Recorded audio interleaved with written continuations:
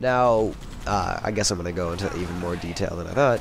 Some people might consider this immoral or unfair or something like that.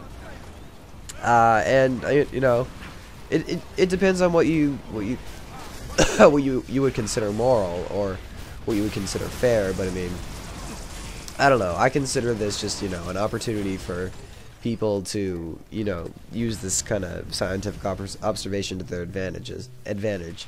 And I guess I'm gonna go with the whole what's it called, the fruit argument. Basically, it's an analogy like this: if you're able to go into the market or whatever, or go to Hy-Vee or some shit like that, and look at the big bushel of apples that they have given to you, if you're able to go and look at each individual apple and see which ones have dents and which don't, and which have holes in them and which don't, and which look ripe enough and which don't, then why wouldn't you be able to go and be able to determine which pack is going to be best for you and which pack that you want by scaling it and finding the one that weighs the highest? I mean, I guess the only thing that really goes against this argument logically would be that because it isn't when you're getting Yu-Gi-Oh cards, it's kind of like playing the lottery and just getting your chances. While with the fruit argument, you know, it's not really playing the lottery. It's just picking fruit and choosing from the best, which anybody can do. But I mean, I don't know. whatever way you want to look at it, that's what I'm doing. God, I explained that so much, but yeah, that's what I do. I weigh the packs and get the ones that weigh the most, and more than likely they yield the best cards. Like today I went to Toys R Us and I scaled packs, and I bought 5 packs, and out of those 5 packs, I got 1 secret rare, 2 ultra rares, 1 super rare, and one common rare. And I mean, it's not like every single time that you go out there you're going to get the best cards, because I mean, sometimes the scale lies to you a little bit, especially when you have blister packs. But I mean, that's another story for the people that understand that. But I mean, like, even if you're looking for a specific card, the chances that you're gonna find it, even if you scale, they're way up there. So I mean, you know, if you're looking for, what is it, a pot of duality, those things are really super expensive. The chances of getting them, even though you scaled, is really up there, unless you just buy a bunch of fucking packs. So yeah, I don't know. That's how scaling works. So that's my business. I scale Yu-Gi-Oh packs. I get the rare cards, which sell for more, and I sell those on eBay, and I get a profit.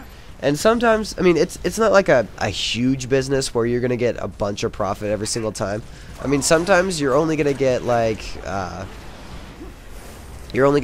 maybe $10 profit instead of, you know, like double your profit or something like that. Or like if you bought 5 packs for $20, and out of one of those packs you got a pot of duality, which is at least $50, and usually goes up into the $80 or even a $100 range, or even the Solemn Warning, which is kind of the same deal.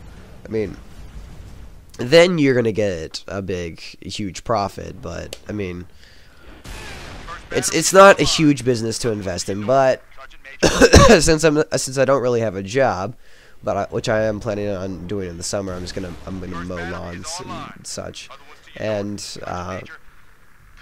I don't really have anything to pay for gas. I think, you know, this would help, and this would help with paying for that, and, you know, such. And I don't know. It's just a way for me to revisit Yu-Gi-Oh and keep up, because goddamn, Yu-Gi-Oh has changed so much since I last left. Like, the last time I was around I literally left right as 5DS was beginning, and right as Synchro Monsters began dominating, and with all the Light Sworns and Black Wings or something like that, you know, just whatever you want to go with and all that. I don't know. It's changed a lot. I've been gone forever, and I don't know. I don't actually play. I mean, I play for fun, but I don't actually go out and try to get like the best cards to create the best deck and go out and win tournaments. I don't do that. I'm just here for the novelty, you know. And that's the cool thing about Yu-Gi-Oh. You don't only have to go for trading or selling or playing seriously. I mean, you can do any kind of sort, and it's just a fun, relaxing, you know, little card game that people enjoy. I don't know. If you want to, I don't. there's not much to it other than just saying that. So that's my little business, and yeah, that's what I guess that's what I did with my summer break. That's one of my huge, long-winded explanations of what I do. I keep on going into like the hugest depths of explanation with things like this when it really could take a lot shorter, but you know, whatever. People haven't complained yet, or at least people that actually like my videos haven't complained yet, so you know, it's all good. It's all good. So yeah, that's basically what I've been doing so far. And oh yeah, I guess I could talk about Cap. Have I really talked about Caps at all since I started Caps? Well, I'm gonna say this: it's an awesome experience. It really is. Considering if I want to be, you know, a serious filmmaker in the future, it really is a good experience, and it kind of teaches me a lot of things that I wouldn't really learn by just making YouTube videos of LPs. So I mean, yeah, that's how that works. I guess I could say that I'll talk about the project that we have to do that we just recently got like a couple days ago. The project is we have to make a 5 to 6 minute movie that is absolutely no dialogue. We can have sound in it, like sound effects and people screaming and such, but we cannot have them actually say words to communicate ideas and such. So yeah, there's that. And another catch is it either has to be an update on a fairy tale, so like I guess like something like Hansel and Gretel and Goldilocks and the Three Bears, you know, fairy tales like that. It has to be kind of like an update on that, like it has to be kind of current or something like that, and there can't be like if the thing has animals, or if the fairy tale has animals and it playing as characters that actually talk, you can't have animals because, you know, I think she did that for costuming issues and stuff like that.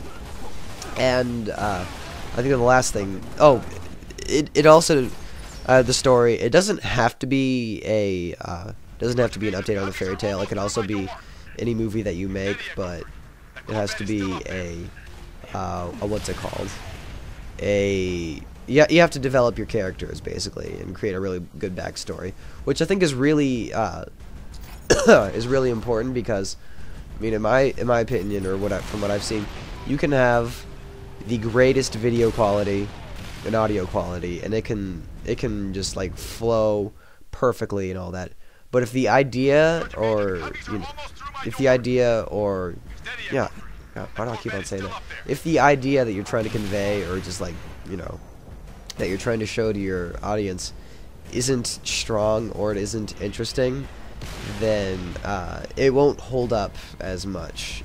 I think that, you know, like developing a really good story and developing your characters and coming up with something like that is very, very important, and something that you really don't see in movies nowadays. So yeah, you're gonna have to excuse my sister there for interrupting me. I had to stop the recording for a second and all that. Now she's finally shut the fuck up. Okay, so basically back to what I was talking about, which was, I think it was just basically, you know, how movies haven't really been focusing much on story, but just more on image quality and I don't know, stuff like that. Just not on good ideas. Even though the movie can look and sound and actually flow really well. If the idea is a bad idea, it's not going to work. So, yeah, that's the project. That's we're doing silent film, 5 to 6 minutes, no dialogue. Has to be either an update on a fairy tale or your own creation, and you have to use outside actors. What we usually do is we have actors from the actual Caps class, or we have people from the actual Caps class as actors, but this time we have to use outside actors or other friends that outside of the class in order to act in the film. And I think that's going to be the biggest issue, because even though I have friends that are really good drama friends and can act really well, from what I've noticed, they don't really work well when on a short time schedule, or just when I tell them instantly that we're recording on Friday, and if they could come, and usually it doesn't work out. But I mean, we'll see what happens. We'll see what happens. But me and my partner, his name is Paul actually, and we've kind of we're kind of a duo now. Like, I notice how a lot of people kind of had an extra friend in the class to help them out, or just someone that they like working with. So I guess Paul would be that person for me. And what we're gonna do is we're gonna do an update on the Tortoise and the Hare, that fairy tale. And I guess the addition that we've gone with is just adding backstory to the whole, or like adding kind of like a Rocky montage kind of idea to in between the race and in between him accepting the race and the actual race occurring. It's gonna be kind of like, it's something like that. I don't know. I think it's gonna be really cool. This is actually like the first time that I've really storyboarded hardcore. Like, it's supposed to be 5 minutes, and there are like 50 different shots that I got. At least I think it was like 50. It ended up being 55, and I think we might even get like 100 shots, which is gonna end up being like an hour for just 5 minutes. But I mean, it's gonna be crazy, and I guess if all goes well, this is gonna be really good. But I mean, more than likely there's gonna be conflict, and I get a feeling that it's gonna be from the actors. All right, that's the end of this level. Thank God I finally ended up recording it. Okay, so yeah, I think I'll just shut up for this cutscene.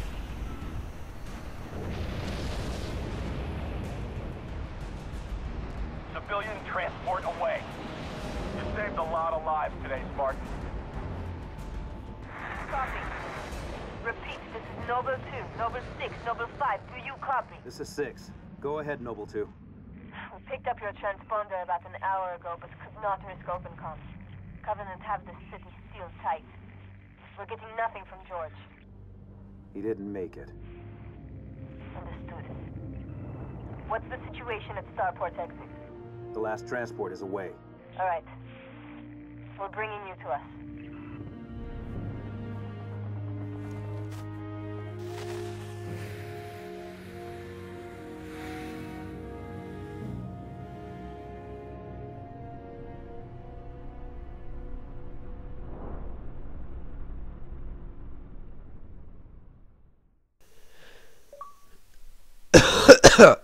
Okay, there we go.